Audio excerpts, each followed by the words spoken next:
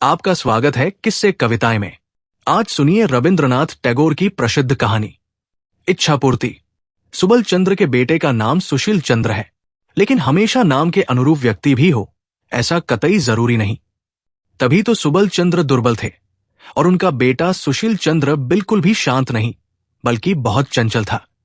उनका बेटा सुशील पूरे मोहल्ले को परेशान कर रखता था, इसलिए कभी कभी पिता पुत्र को नियंत्रण में रखने के लिए भाग कर आते, लेकिन पिता के पैर में गठिया का दर्द और बेटा भागता था हिरन जैसा। नतीजा थप्पड़, लात, मार कुटाई कुछ भी सही जगह पर नहीं पड़ता था। लेकिन सुशील चंद्र जिस दिन पकड़ में आता, उस दिन उसके पिता के हाथों से बचा पाना किसी के सामर्थ्य में नहीं रहता। आज शनिवार के दिन स्कूल में 2 बजे ही छुट्टी हो जाती है, लेकिन आज सुशील का किसी भी तरह स्कूल जाने का मन नहीं हो रहा था। इसके बहुत सारे कारण थे। पहले तो आज स्कूल में भूगोल की परीक्षा है। दूसरे, मोहल्ले के बोस निवास में आज पटाखे फोड़ने का कार्यक्रम तय है। सुबह से ही वहां धूमधाम चल रही है। सुशील की इच्छा है आज सारा दिन वही बिताए। बहुत सोचने के बाद सुशील स्कूल जाने के समय अपने बिस्तर पर जाकर लेट गया। उसके पिता ने आकर पूछा, क्या रे, इस समय बिस्तर पर पड़ा है, आज स्कूल नहीं जाना क्या? सुशील बोला, मेरे पेट में मरोड़ उठ रहे हैं, आज मैं स्कूल नहीं जा पाऊंगा। पिता सुबल उसके झूठ को समझ गए, मन ही मन बोले, रुक, आज तेरा कुछ उपाय करना ही होगा। सुशील से बोले, पेट में मरोड़ उठ रहे हैं, फिर तो आज कहीं जाने की जरूरत नहीं। बोस निवास में पटाखे देखने हरि को अकेले ही भेज देता हूं। तुम यहां चुपचाप पड़े रहो, मैं अभी तुम्हारे लिए पाचक तैयार करके लाता हूं। सुशील के कमरे से निकलकर बाहर सांकल लगा दिया और बहुत कड़वा सा एक पाचक तैयार करने चले गए। सुशील तो अब भारी मुश्किल में पड़ गया। लेमन जूस खाना उसे जितना ही अच्छा लगता था, उतना ही बुरा पाचक खाने में लगता था। उसे तो अब मुसीबत नजर आने लगी थी। उधर बोस निवास जाने के लिए तो कल रात से ही उसका मन छटपटा रहा था। लेकिन सुबल चंद्र जब एक बड़े से कटोरे में कड़वा पाचक लेकर कमरे में आए तो सुशील तुरंत बिस्तर से उतर गया और बोला, मेरा पेट दर्द एकदम ठीक हो गया है, मैं आज स्कूल जाऊंगा। पिता बोले, ना, आज जाने की जरूरत नहीं, तुम पाचक खाकर चुपचाप सोए रहो। ये बोलकर सुबल चंद्र जबरदस्ती सुशील को पाचक खिलाकर बाहर से कमरे में ताला लगाकर चले गए। सुशील बिस्तर पर पड़े रोते रोते सारा दिन केवल मन ही मन यही कहता रहा, काश मैं अगर बाबा के जितनी उम्र का होता तो कितना अच्छा होता, जो मेरे इच्छा होती वही करता और कोई मुझे ऐसे कमरे में बंद करके नहीं जा पाता। उसके पिता सुबल चंद्र बाहर अकेले बैठे बैठे सोच रहे थे, मेरे माता पिता मुझे बहुत ज्यादा ही प्यार दुलार देते थे, इसलिए मैं अच्छी तरह पढ़ाई लिखाई कुछ भी नहीं कर पाया। काश यदि फिर से बचपन मिल जाता तो फिर कुछ भी हो जाए, पहले की तरह समय बर्बाद नहीं करके मन लगाकर पढ़ाई करता। इच्छापूरन देव उस समय उनके घर के सामने से जा रहे थे। वो पिता और पुत्र के मन की इच्छा जानकर सोचने लगे, अच्छा कुछ दिन इन लोगों की इच्छा पूरी करके देखा जाए। ये सोचकर वो पिता से बोले, तुम्हारी इच्छा पूरी होगी, कल होते ही तुम तुम्हारे बेटे की उम्र प्राप्त करोगे। बेटे से जाकर बोले, कल होते ही तुम तुम्हारे पिता के उम्र के हो जाओगे। सुनकर दोनों ही बहुत खुश हो गए। वृद्ध सुबल चंद्र रात में ठीक से सो नहीं पाते थे। भोर के वक्त थोड़ी नींद आ जाती थी, लेकिन आज पता नहीं क्या हुआ, उन्हें भोर होते ही एकदम कूदकर बिस्तर से नीचे उतर आए। उन्होंने देखा कि वो बहुत छोटे हो गए हैं। उनके दांत जो गिर गए थे सब अपनी जगह पर आ गए हैं, दाढ़ी मूछ सब गायब। रात में जो धोती और कुर्ता पहनकर सोए थे वो इतना बड़ा हो गया है कि उसकी आस्तीन झूलकर जमीन छू रही थी। कुर्ते का गला छाती तक उठाया है और धोती इतनी बड़ी कि जमीन पर ठीक से पांव रखकर चल भी नहीं पा रहे। हमारे सुशील बाबू रोज उठते ही दुरात्मा की तरह दौड़ते फिरते हैं, लेकिन आज उनकी नींद ही नहीं टूट रही।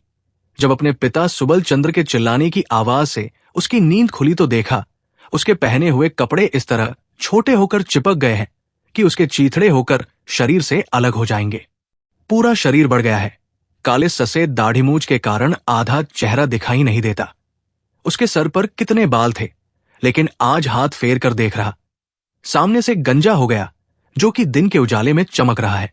आज सुशील चंद्र कई बार उठने के प्रयास में इस तरफ उस तरफ करते हुए बार बार सो जा रहा है, लेकिन अंत में अपने पिता के इतनी चीख पुकार के मारे उसे उठना ही पड़ा। दोनों के ही मन की इच्छा पूरी हुई, लेकिन बहुत मुश्किलें भी खड़ी हो गई। पहले ही बताया था कि सुशील चंद्र की इच्छाएं थी, यदि अपने पिता की उम्र का हो जाएगा तो स्वाधीन होगा, पेड़ पर चढ़कर तालाब में कूदेगा, कच्चे आम खाएगा, चिड़ियों के बच्चे पकड़ेगा, पूरी दुनिया घूमेगा फिरेगा, और जब इच्छा होगी घर में आकर जो इच्छा हो वही खाएगा, कोई उसे कुछ नहीं कहेगा। लेकिन आश्चर्य, उस दिन सवेरे से उसे पेड़ पर चढ़ने की इच्छा ही नहीं हुई। पानी देखकर कूदने की इच्छा तो दूर उसे लग रहा था कि अगर कूदा तो उसे बुखार आ जाएगा। वो चुपचाप बरामदे में एक चटाई बिछाकर बैठ सोचने लगा। एक बार मन में आया खेलकूद एकदम से छोड़ देना ठीक नहीं होता, एक बार कोशिश करके ही देखा जाए। ये सोचकर पास ही एक आमड़ा पेड़ था, उसी पर चढ़ने की कोशिश करने लगा। कल तक जिस पेड़ पर वो गिलहरी की तरह झटपट चढ़ जा रहा था, आज इस बूढ़े शरीर के साथ किसी भी तरह संभव नहीं हो रहा था। पेड़ की एक नाजुक डाल पर शरीर का भार देते ही वो डाल भारी शरीर का भार वहन ना कर पाई और टूटकर जमीन पर गिर गई। साथ में बूढ़ा सुशील चंद्र भी धड़ाम से गिर पड़ा। पास के सड़क पर लोग जा रहे थे।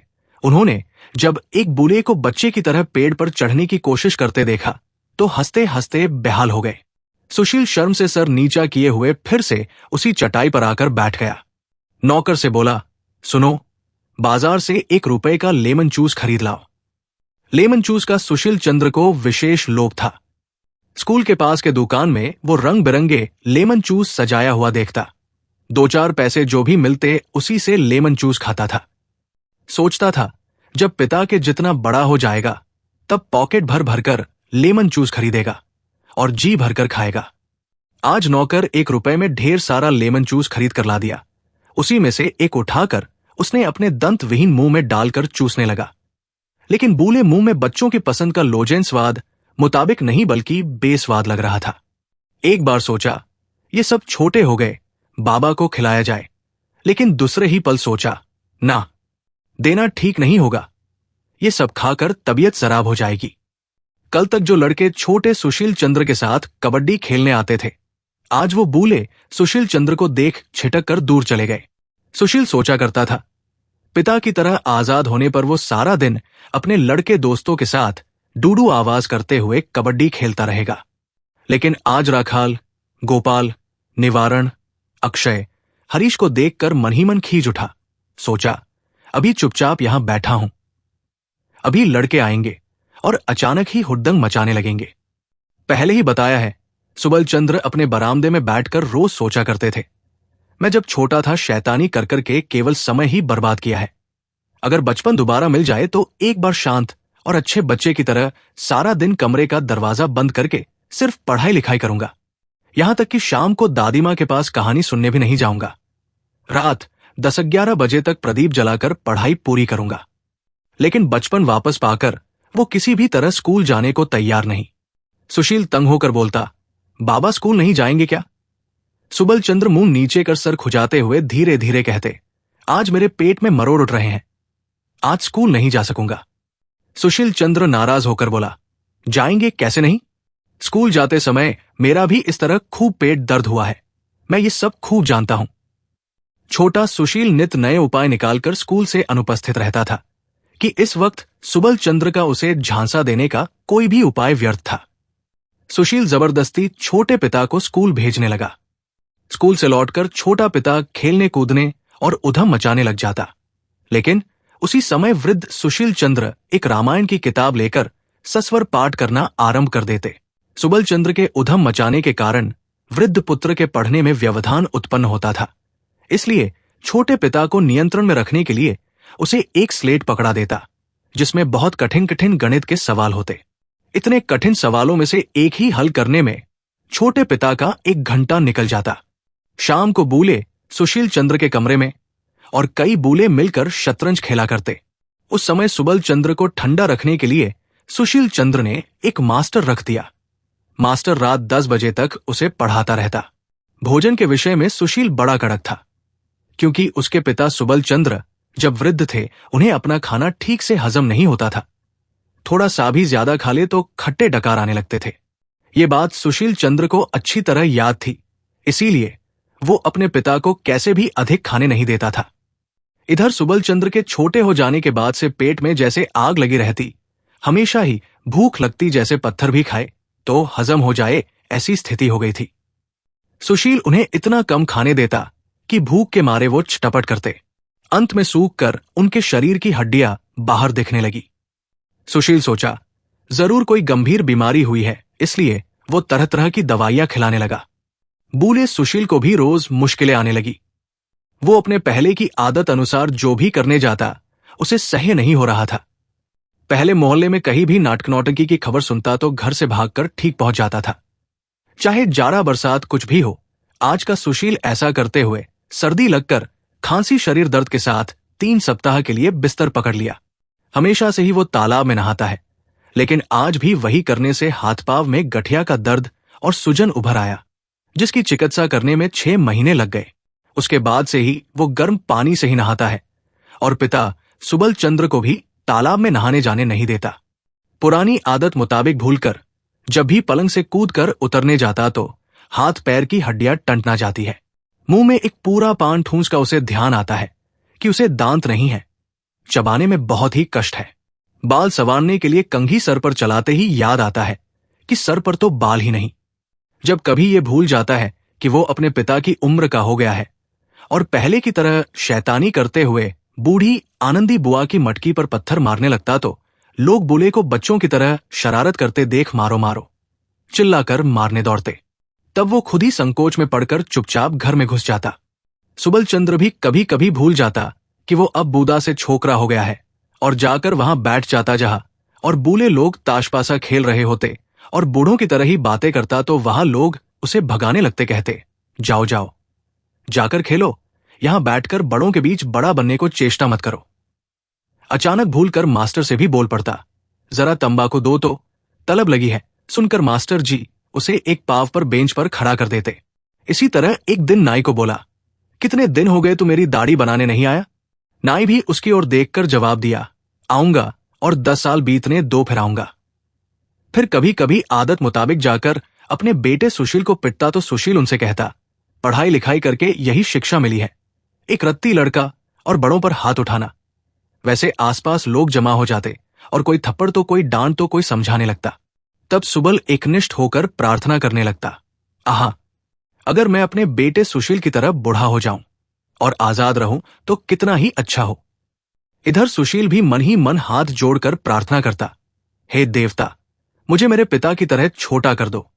कितना अच्छा होगा, मैं पहले की तरह ही खेलकूद घूमना फिरना कर सकूंगा। पिताजी जिस तरह शैतानी करने लगे हैं उन्हें अब और मैं संभाल नहीं सकता। पहले ही तो अच्छा था। तब इच्छापूरन देव आकर बोले, कैसा लग रहा है? तुम दोनों की इच्छा पूरी हुई ना? शौक मिटा या नहीं? दोनों ही साष्टांग होकर देवता से बोले, दुहाई हो, हम जैसे थे हमें फिर से वैसा ही बना दीजिए। सब शौक मिट गए। देवता बोले, ठीक है, कल सुबह नींद से जागने पर तुम दोनों पूर्ववत हो जाओगे। दूसरे दिन सुबल चंद्र फिर से बोले और सुशील फिर से बच्चा बन गया। दोनों को लगा जैसे कोई सपना देखकर अभी नींद से जागे हों। सुबल चंद्र आवाज भारी करके आवाज लगाए, सुशील, व्याकरण याद नहीं करना है। सुशील सर खुजाते हुए मुंह नीचा करके बोला, पिताजी, मेरी व्याकरण की किताब खो गई है। ऐसी और कहानियों के लिए आप किससे कविताएं पेज को, चैनल को लाइक, फॉलो व सब्सक्राइब करें प्लीज। धन्यवाद।